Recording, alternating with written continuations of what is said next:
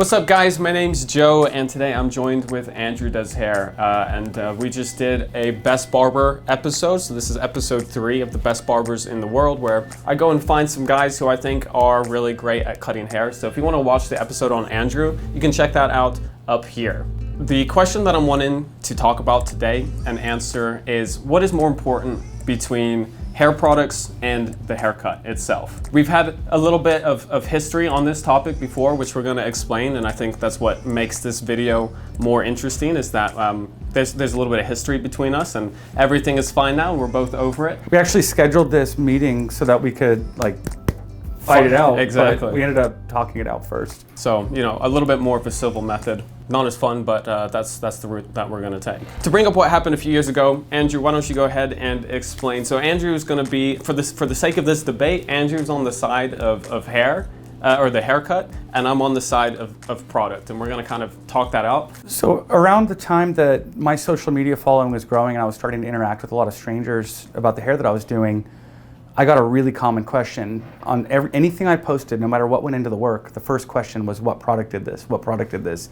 And in frustration that the consumer market had been led to believe that hair product does everything, I kind of went in this whole anti-product campaign, to the point that even on my own hair products, the largest font on the jar says good hair doesn't come from a jar. So around that time, I saw you posting your videos and talking about your products, and I watched 5 seconds of one video. So for the hairstyle, we're going to be using 3 products today. The first product we're going to be using is mousse. Next thing you need is a stronghold matte finish product, and it's this right here. It's like a texturizing powder. And I think in a matter of, well, maybe in 30 seconds, you pulled out 2 products, like a pre-styler and a finisher. And I was like, this guy's everything that's wrong with hair and the internet. And I was the YouTube troll. And actually, if I can take liberty here, I didn't expect you to see the comment. I didn't expect you to reply to the comment. And I even, in one of my videos, made a brief comment about ugh, these YouTubers like BluMaan or whatever.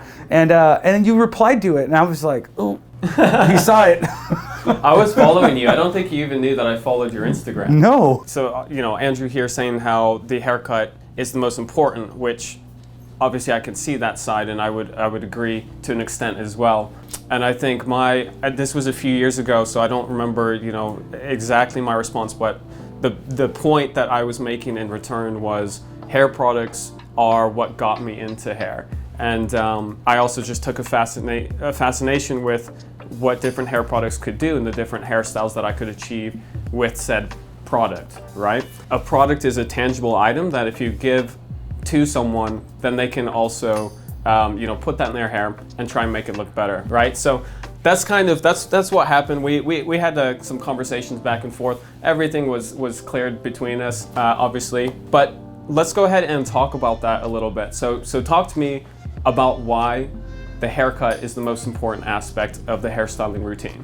First, let me define what a good haircut is. So a good haircut is a haircut that will tell the story about you that you want it to tell, and more points if it's an authentic story about you. And it's going to do it with the exact amount of work that you want to put into it. Some people want to spend 15 minutes in the mirror, some people want to spend 15 seconds. And so in order for a haircut to do that for an individual, it requires somebody who knows how hair acts, who knows how to look at this cowlick and coerce it to go this way.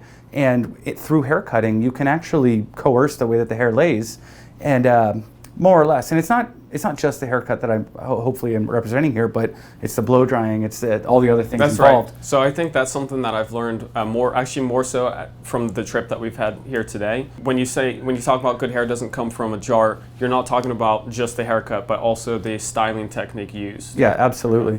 You know, my hair is nothing like your hair, and for me to learn about my hair from you, at some point there's the generalized information can't go far enough to help me have my best hair. And so I think that limitation is what frustrated me about the whole YouTube culture. I think back to when I started YouTube, and how I think it was before I really understood technique. Like when I was a kid, I used to I can throw up some photos here. I looked, you know, kind of funny, but I would take product and rub it in my hands and just throw it in my hair. And even though now obviously I know what to do more than I did back then, but even just having that little bit of product to throw in a little bit of texture still made me feel like, oh, I've got some styled hair and I look better than if I didn't use product at all. So I think maybe some of this is just like the education throughout the whole process, because it's a combination of the haircut, the hairstyling technique, and the right hair product for your hair type. I will say this, and this there's going to be a million hairdressers mad at me for saying this, but something you've done better than almost the entire hair industry is you've reached out to people who don't care so much about the hair, and you've given them something to care about. And having a jar was a great way to put something in their hands to make them care that much more. Right. I'll say this, I charge over $100 for a haircut, and more than half of my new clients, when I ask them about their history with their hair, more than half of them say, I never cared about my hair, but then I found this guy on YouTube and he made me care about my hair. And so I realized how important it is what you do for what I do.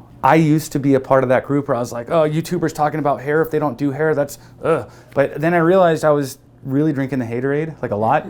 But also, there's no all-encompassing governing law that says you have to work behind the chair in order to influence people's tastes in hair. You don't walk up to the buff guy in the gym and say, what protein did that? And it's just like, if somebody has great hair, it's not what product did that. The product absolutely is a huge part of it. This is a good argument towards not anti-hair product, but the reason why you don't want to rely fully on hair product. Well, it's not all the hair product. Yeah, I mean, I tried to sit around my house and eat whey protein, like looking at my arms, and the whole time, like, this was growing. I was talking to you earlier about how I like to challenge myself and a lot of my followers to do something we call no product, no hair. And the idea is if you can style your hair without using any product at all, you really know how to style hair. And so when you get to that point where you can build volume without putting anything in your hair, it doesn't matter what you put in it. Mm-hmm. So would you say, though, that requires like almost an extra level of dedication that could be accomplished if you just had like a product that was suitable to your hair? It almost to an extent sounds like you really have to be super interested in hair to be able to then style it to the point of not having to rely on much else. It's kind of like if I buy a better camera, I don't take a better photo, but I'm gonna be out taking more photos more often because I have a better camera, and then I in turn take better photos. Mm-hmm. And so I would say with the hair product, it's exactly that. Like if somebody buys your pomade and they feel cool when they open the jar and they're trying it and they hate their hair the first day, they're gonna go back and try it every day, feeling cool every time they use it. But ultimately what gives them the better hair, via the product giving them the confidence to try it and try it and try it, and via your YouTube videos giving them the confidence to try it and try it and try it. It's the, I guess, repetition and figuring out what works for you. Yeah, I remember with my journey, for me, it was the vented brush that kind of changed it for me, especially just being able to get like the volume up front. The fact that I blow dried and styled my hair so often also made me more interested to see if I could find products that would be more suitable to my hair.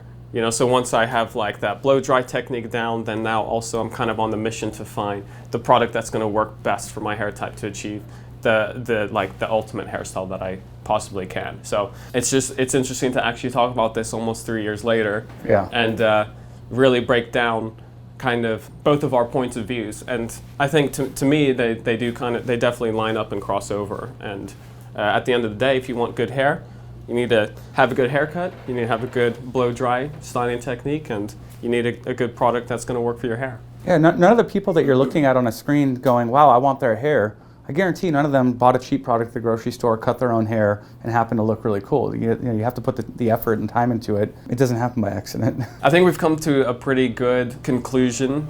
What's more important? Well, I'd say they do go hand in hand. Yeah, I think if you have one without the other, you have nothing. Yeah.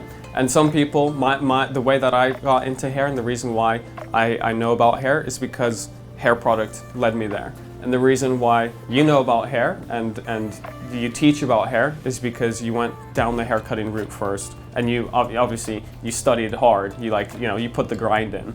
But at the end of the day, you've got your product to complement your haircut.